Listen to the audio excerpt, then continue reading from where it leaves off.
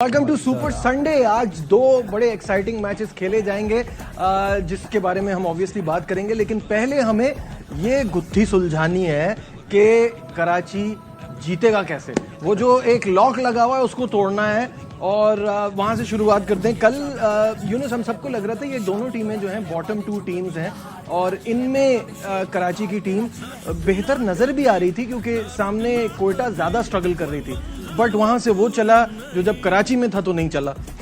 Martin Guptill, और क्या शानदार सेंचुरी बनाई, क्या कहेंगे? ऐसा नहीं है कि कराची में होते तो प्लेयर्स परफॉर्म नहीं करते, ऐसा कुछ भी नहीं है। ये तो खैर एक मिथ हो गई है जी। लेकिन अगर मैं इन दोनों टीमों की बात करूं तो लास्ट सीजन से यही हो रहा है कि ये बॉटम की टीमें हमें नज़र आ रही है। लेकिन कल की मैं मैच की बात करूं तो कराची के पास फिर एक चांस था, जैसे कि पहला मैच में एक चांस था कि आप वो मैच फिनिश कर सकते थे और यहाँ पे मैच अपने लिए आसान कर सकते थे। अगर आप 4 आउट हुए हों फिर 5वां भी आउट कर ले तो 100 रन के अंदर तो फिर 170 रन मेरे ख्याल से थोड़ा ज़्यादा हो जाता है। बहुत ज़्यादा है, बिल्कुल। मुझे लगता है कि कोई 40 रन ज़्यादा करवाए हैं। ठीक है, हम यहाँ बात कर रहे हैं कि शायद शर्जीलो कैच पकड़ लेते तो शायद मैच बदल जाता, लेकिन वो उस वक्त जब कैच छूटा तो उस वक्त मार्टिन गप्टिल कोई अराउंड 60 रन पे खेल रहे थे, 61 पे। ऐसा नहीं है। अगर हम बात करें जिस वक्त 4 आउट हुए हुए हैं उसके बाद जो बॉलिंग हुई है वहाँ पे वो बिल्कुल प्लान के मुताबिक हुई थी, क्योंकि मार्टिन गप्टिल को भी बैक फुट पे बॉलें हो रही है।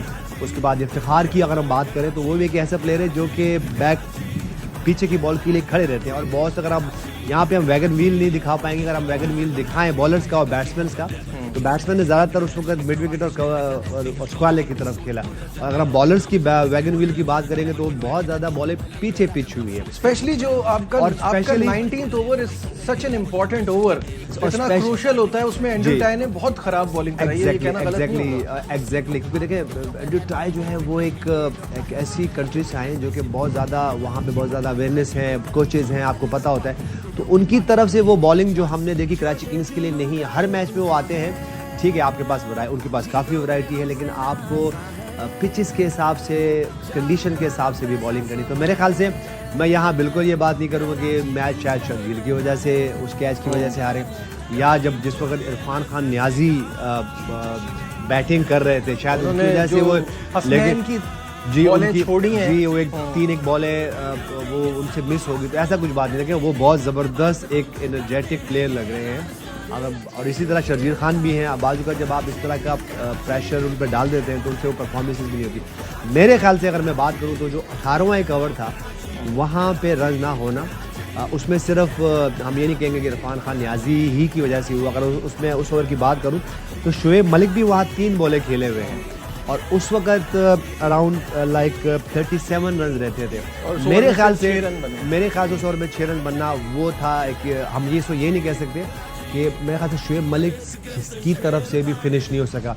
इसी तरह अगर हम पहले मैच की बात करें तो शुएब मलिक वहाँ मौजूद थे और उनकी तरफ से फिनिश नहीं हो सका। तो मेरे ख्याल से इस वक्त मैं ये नहीं कहूँगा कि बहुत सारे इश्यूज हैं, छोटे-छोटे बहुत सारे पॉइंट्स आपने एड्रेस जो मिला के बनता है, जो मिला के शिकस्त की वजह, क्योंकि टाइम कम है, आपके पास मौका कम है, T20 क्रिकेट है, तो आपको कोशिश करनी है जो हर बॉक्स को टिक तो नहीं कर सकते, लेकिन अपने लिए जो सामने स्ट्रेट आपके पॉइंट्स हैं उसको कवर करें। जी, बहुत सारे ऐसे मैसेजेस आ रहे हैं और लोग बड़ी अजीब सी बातें कर रहे हैं। कल कामरान ने भी कल रात शो में ये कहा कि जब पिछली बार कराची जीता था पेट्रोल 110 रुपए का था, तो बहुत टाइम हो गया है, अब जीतना है, आज भी एक गेम है और बहुत ज्यादा गलतियां बहुत जल्दी। अगली दफा जब कराची किंग्स जीते तो पेट्रोल 500 रुपए लीटर। अल्लाह ना करे। कामरान,